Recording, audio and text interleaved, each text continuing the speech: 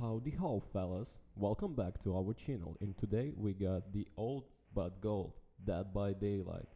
When Dead by Daylight released in 2016, it was received an outrageously silly Halloween romp, a game to enjoy with the friends who wanted to include in a brief, terrifying blood orgy before migrating to the other, more refined multiplayer experience. The premise is simple. 4 players take the roles of survivors stuck in a ghastly, saw-like blood sport, repairing generators to power an exit gate before hitlighting it to safety.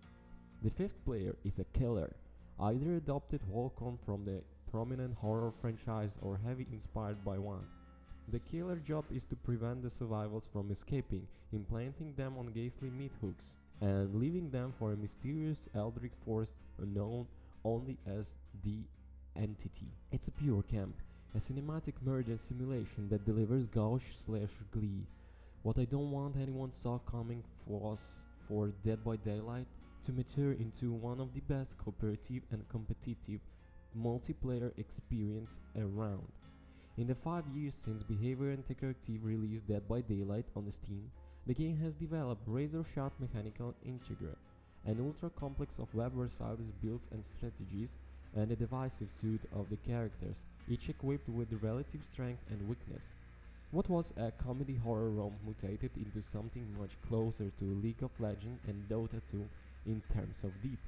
It may be believing to consider that hardcore players can spend months grinding the reliable power level and optimizing path for Ghostface from Scream, but that's where Dead by Daylight finds itself at the beginning of 2021, an esports worthy venture hosted by Freddy Krueger, Bubba Sawyer, and Mike Myers. Dead by Daylight launched with the 3 distinct killers and a quarter of survivors. The unique abilities oozed with the character.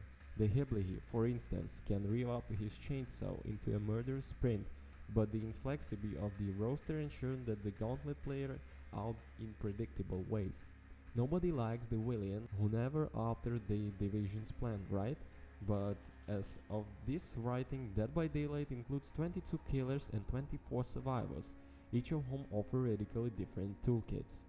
Load up a match against the Huntress, a killer in a bloodstained bunny mask, and expect to dodge the twirling hatches that she can chuck across wide swaths of the battlefield. Or perhaps you will face off against the famous Pyramid He is. Yes, that's one from the Silent Hill who can banish his prey to cages of adamant, which are particularly annoying to escape. Players outfit their selected characters with the complex perks and inventory add-ons, reducing cooldowns, boosting the effectiveness of the certain abilities, and guarantee that there will always be one last trick up your sleeve, which from a far marks of calculated meta decision in the game's most ardent community. It is not uncommon to see a player recognizing a tough matchup in their team comp against the ordinate killer, and utilizing a regent to juice the odds of the game, selecting a certain map that they deem to be unfavorable for the opponent. This is the jostling, heading and pre-matching sizing up for uber competitive MOBAs or FPS, somehow filtrated into a bizarre and pretentious horror game. If you never played Dead by Daylight, this might feel like overkill to you. It's easy to be exhausted by what we call progression creep in modern gaming. Every time we boot up something new on Steam, we're thrown into a morass of 3D systems, multiplying game currency spilling up in the top right corner of the screen, daily login bonuses exploding in the menu, flash sales glistering in the store that can make the days before the MMO intensification of everything seem especially sweet. To be sure, Dead by Daylight is whitened down by some managerial left there and multiplayer experience tracks, unlocks, and talent trees to attend to, but I also believe that it earns the weight. The game has developed the ability to reward its minimaxing fussies that League of Legends is a passion to mess around with the runes for hours before delving into Runeterra. The importance of all those subtle choices become absurdly clear once you start playing against people who actually know what they are doing. Dead by Daylight, its lowest stars, is shamelessly rogue of a bunch of survivors running around like a chicken with their heads cut off and bumble killers who can't land a hit with their machete to save their lives. But then, after climbing the MMR, the true intricacies in the behavior design reveal themselves. The killers, dastardly and ruthless as they are, play from the first person and settle with the limited fields of vision. Clever survivors who are all equipped with third-person cameras know that the best way to evade them is to find what the community calls a loop, a structure or a cutout on the map that allows the player to top through the windows and dart back around through open doors over and over again without ever running into a dead end. The killer chases them through that loop in vain, realizing that for all they might they will do always be just out of the reach. Eventually, killers attain the mechanical deftness to use these loops to their advantage. She thinks for sure I'm going to chase her through the door again. What if I instead felt like I'm headed that way, but instead turn around and grab her when she just jumped through the window?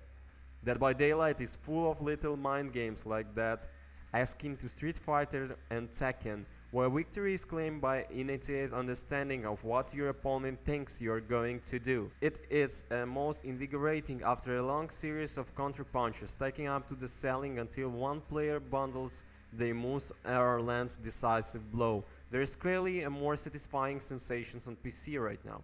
It is funny, Dead by Daylight remains a horror game, and there are still a paranoid thrill to skulking around the marshlands and repairing generations. But the more you learn its system, the less scary it gets. High-level players have simply gotten too good and aren't playing it like it was played back in 2016.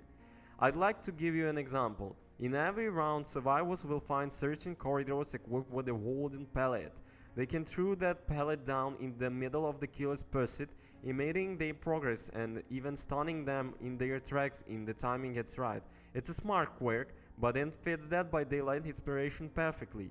But oftentimes I see survivors camped out in the front of pallets, starting directly at their stalker, waiting for them to cross the invisible line so they can drop it on their head. Boom! That's a teabag a few times before disappearing off into the darkness. It is a smart strategy, mechanically speaking, but it possesses none of the fear that Dead by Daylight initially invoked. Similarly, killers can specifically target one survivor over and over again in order to eliminate them from the game, reducing the numbers disadvantages as early as possible. Again, a sound approach, but none of them feels relevant of the source material. If we are pulling the same cheese in a tabletop RPG, you're in a sharp reprimanding from your dungeon master for ruining all of the fun. What you get depends on you what playing with. It's that part of the beauty of Dead by Daylight, and it's not the legacy. For as much praise I've ever heard on the competitive scene, accelerating cat and mouse dynamics, the game is equally enjoyable among a bunch of idiot friends, people who might be playing for the first time, who only want to run away from Leatherface on a Saturday night.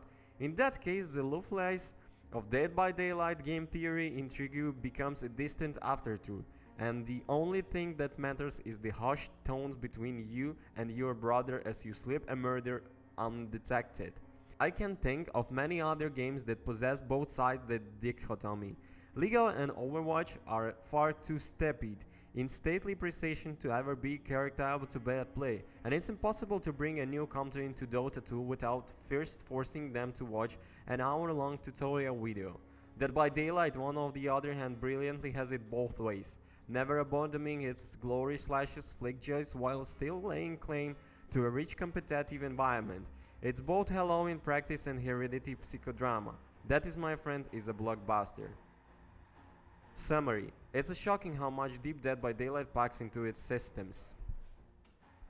Thank you guys so much for watching. Don't forget to comment and subscribe to our channel. Leave your opinions in the comment section. The links are in the video description.